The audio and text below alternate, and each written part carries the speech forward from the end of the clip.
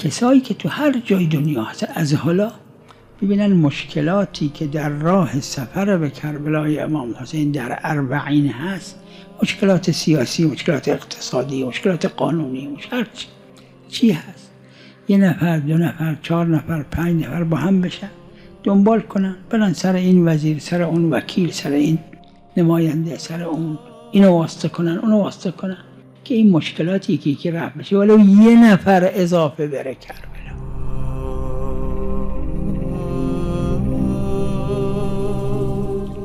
همینجور که پیغمبر خدا صلی الله علیه و آله در چند تا قصه که یک قصه این نجار بود فرمودن اکثرت السواد، شما اکثار سواد بکنید برای که 1 نفر اضافه بره کربلا، ولو 1 نفر. این حسابه، همینجور که از اون طرف حسابه، از این من حساب. نمیتونید یک طیاره اجاره کنید مجانی مردم کربلا بفرستید، از کشورهای خارجی، کشور اسلامیه.